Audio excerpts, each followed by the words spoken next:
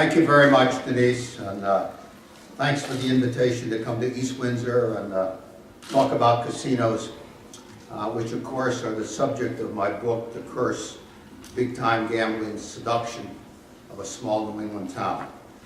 The book is a fact-based novel set against the explosion of casino gambling here in Connecticut in the 1990s. The story begins with the Pequot War back in 1637, when Connecticut's Puritan colonists joined with their Mohegan allies to defeat and almost destroy the Pequots, who were the largest and most warlike of the Connecticut tribes. The story then jumps 350 years as the Pequots and Mohegans re-emerge to build the world's two biggest casinos, Foxwoods and Mohegan Sun, and the Connecticut family becomes embroiled in a battle to stop a third casino that threatens the family's town and ancestral home. In the end, a small, quintessential New England town faces a Faustian dilemma in which it must choose between preserving its character and its values or accepting an enormously seductive offer that would change the town forever. The family and the town in the book are fictional, but the basic story has played out now in hundreds of communities across America. And since it is now playing out here in East Windsor, I'd like to focus this evening on the factual background to the book. I should probably start, however, by giving you just a little more of my own background. I represented Eastern Connecticut, where the casinos now are, in Congress back in the 1970s. Then, after running unsuccessfully for governor of Connecticut, I left politics, and my family, my wife and 4 children and I, moved from Vernon down to Ledyard, long before anyone dreamed of casinos coming to Connecticut. And we lived for the next 21 years, literally on the edge of the Mashantucket Pequot Reservation. That experience gave me a front row seat for watching the political maneuvering that led to Connecticut's casinos and then seeing firsthand their impact. Indian casinos got their start back in 1988 when Congress came along and passed something called the Indian Gaming Regulatory Act, which was meant to help poor, federally recognized Indian tribes build casinos on their reservations in order to raise money to support their tribal governments. It'd be fair to say, however, that Congress had no idea of the Pandora's box it was opening when it passed this act. Because as it turned out, the law not only opened the door to Indian-owned casinos, but prompted a growing number of states to legalize commercially owned casinos as a way to obtain revenue without openly raising taxes. Back in 1988, only 2 states had casinos, Nevada and New Jersey. Today, 40 states have casinos, and the country now has nearly 1,000 of them, almost evenly divided between Indian and non-Indian casinos. Nowhere, though, since 1988, did casino gambling get off to a more spectacular start than here in Connecticut. Foxwoods opened in 1992 in Ledyard, and Mohegan Sun opened in 1996, 8 miles away in Montville. Foxwoods was the first casino in the East, outside of Atlantic City, and with virtually no other competition. Foxwoods and Mohegan Sun quickly became billion-dollar businesses, drawing over half their combined customers from out of state, creating over 20,000 casino jobs, and sending hundreds of millions of dollars a year in slot machine revenue to the state treasury. Great story, right? Except, of course, the story is not over. And with each passing year, we're learning more and more about the downside of what has happened in Connecticut. For starters, the casinos have created a pervasive gambling culture in southeastern Connecticut. They've skewed the region's economy heavily toward low-paying service jobs, and they were followed by a steep increase in the number of Connecticut residents seeking treatment for gambling addiction. One of the most remarkable findings from a 2009 state-sponsored study was that there had been a 400% increase in the number of arrests for embezzlement in Connecticut since the casinos opened, a rate of increase 10 times the national average. One of the embezzlers, incidentally, was actually my tax collector in Ledger, who stole $302,000 from tax receipts to play the slots at Foxwoods. I never knew whether my tax receipts were among them or not, but I always assumed they probably were. And of course, she didn't win. Indeed, over time, it is virtually impossible to win when the casino takes up to 10% of everything you bet. I should note that the tax collector, who was sentenced to prison, was a model citizen before Foxwoods arrived, and she became hooked on slot machines. The number of embezzlement arrests in Connecticut was so high, in fact, that a columnist for the New London Day described southeastern Connecticut as the embezzlement capital of America. Other embezzlement stories range from a Bridgeport elementary school principal charged with taking $10,000 in student funds to gamble at Mohegan Sun to the chief financial officer of Winchester, Connecticut, up in Litchfield County, who managed to steal, over a period of 5 years, over $2 million from that town and lost much of it at the state's casinos. The Winchester embezzlement was so serious that it appeared for months that the town of Winchester might have to close its school system. Looking at crime overall, a 2014 study from Western Connecticut State University showed that the number of violent crimes, including murder, rape, robbery, and aggravated assault, increased in the towns surrounding Foxwoods and Mohegan Sun after the casinos arrived, despite a sharp drop in violent crime nationally and in Connecticut as a whole. And while the number of theft crimes decreased, the value of property stolen skyrocketed by nearly 40%. According to the study's author, research also indicates increases in nonviolent crimes, such as prostitution and illicit drug use. As far back as 1997, Congress became so concerned about what it had done in opening up to this explosion of casino gambling that it set up a national commission to study the casino issue. Based on its findings, the Congressional and Presidential Commission recommended that there be a moratorium on the opening of new casinos in the United States until the federal government could get a better handle on their economic and social costs. But the recommendation was obviously never implemented, and casinos have continued to proliferate. In the process, casinos have become a $70 billion industry and one of the most powerful political forces in the United States. The industry, as I know you know, because you're reading about it almost every other day now in the papers, the industry argues that casinos spur economic development, that they create jobs, and that they provide states and municipalities with much-needed revenue.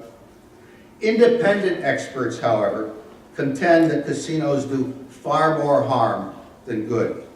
They begin with the facts that gambling is addictive for millions of people, that gambling addiction more than doubles within 10 miles of a casino, and that gambling addiction leads to a host of economic and social problems, including debt, bankruptcies, broken families, and crime. Second, they reject the contention that casinos promote economic growth. Pretty big deal, since that is what you're being told would happen here in East Windsor if a casino came in. In Connecticut, however, casinos have done little to generate spin-off businesses, but they have cannibalized other existing businesses. One example of cannibalization actually involved a friend of mine who owned one of the region's most successful restaurants, and who I never saw more excited than when he was when a casino opened a couple miles up the road. He thought that the casinos would be great for his business.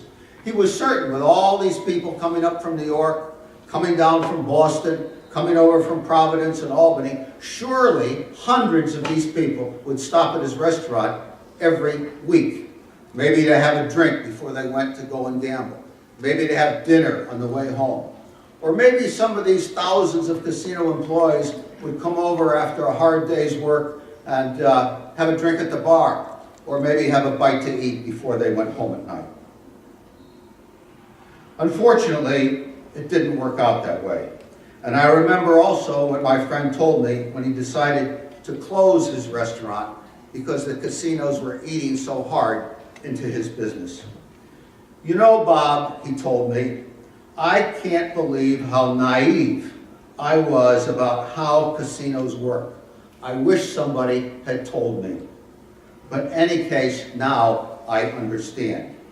People drive to the casinos, they gamble at the casinos, they go to shows at the casinos, they stay at the casino hotels, they drink at the casino bars, they eat at the casino restaurants, and then they fill up their gas tanks at the casino gas stations and drive home. We, as local merchants, rarely, if ever, see any of these people. Casino mogul Steve Wynn, you know who he is. He's going to build a big new casino up in Boston. Probably the most famous casino mogul in the country, after Donald Trump at least. Casino mogul Steve Wynn was equally clear about a casino's impact on local businesses when he was trying to open a casino in Bridgeport back in the 1990s. Speaking to an audience of local merchants, an audience room filled with local merchants, he was asked by one of them how much extra customer traffic they could expect in their stores and restaurants as a result of the proposed casino. Looking out over the audience, Steve Wynn answered bluntly, quote, "Get it straight. There is no reason on earth for any of you to think for more than 1 second that just because people come to my casino, they're going to run into your store or restaurant. No matter what the casinos tell you, that's from the horse's mouth." Third, there is little evidence that casinos strengthen a state's or a town's or a municipality's long-term finances. Again, Connecticut is a prime example. The state receives 25% of Foxwoods and Mohegan Sun's slot revenue. Yet Connecticut today is in the worst financial shape in its history, with a lagging economy, relentless budget deficits, and the highest debt per capita in the nation, according to Moody's Investor Service.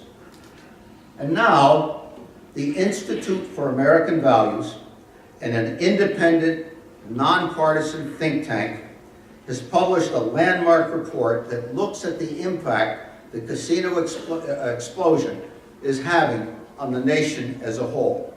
Here are its key findings, which I thought everyone in East Windsor should be interested in.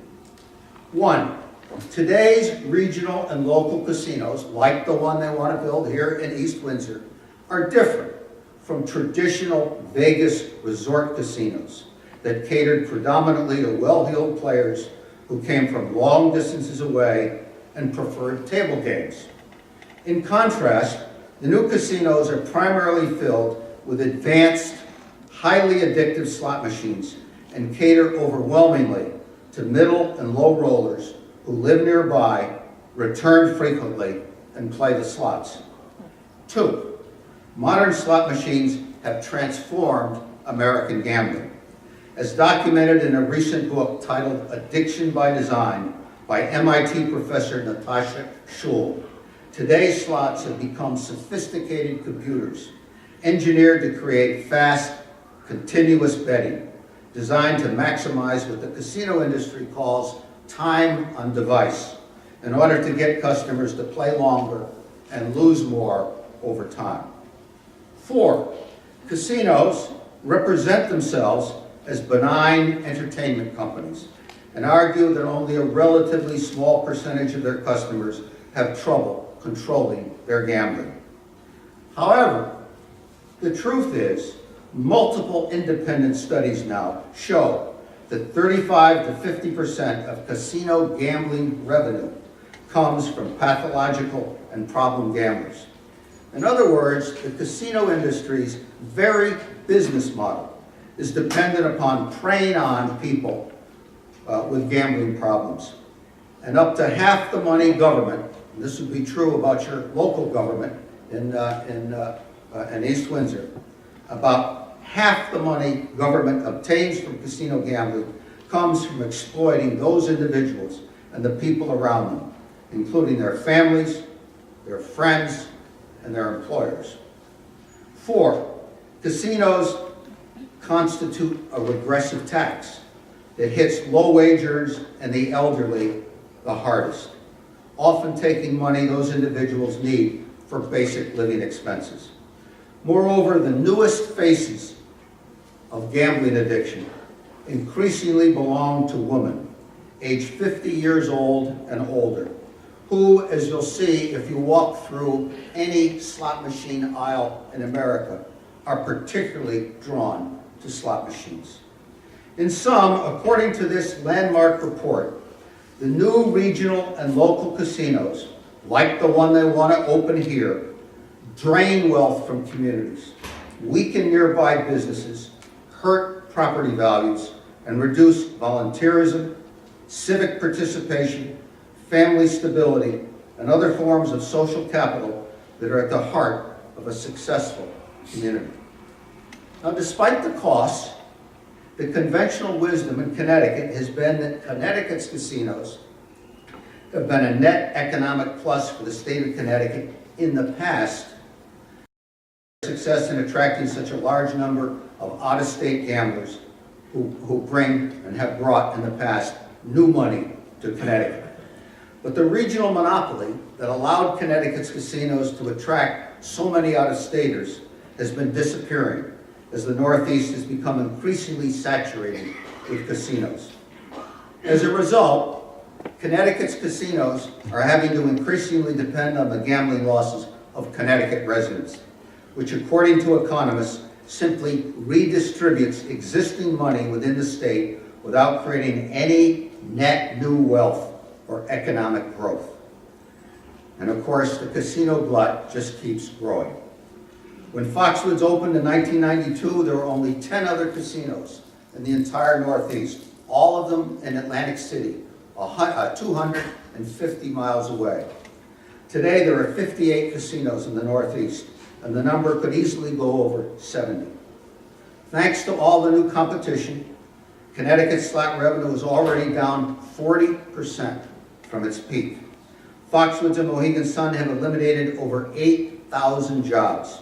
And like other casinos across the country, they've been increasingly replacing full-time jobs with part-time jobs to reduce wage costs and eliminate medical benefits. In a new study from New Jersey, the vast majority of casino workers interviewed said they would not recommend casino jobs for their children because of the shift of part-time positions that do not offer enough to sustain a family. The story is increasingly similar elsewhere, with growing competition cutting into the profits of casinos in more and more states. Here in the Northeast, Delaware has put millions of dollars toward bailing out its 3 casinos. New Jersey has spent hundreds of millions of dollars trying to prop up its casinos, only to see a third of them close and revenue plummet by 50%.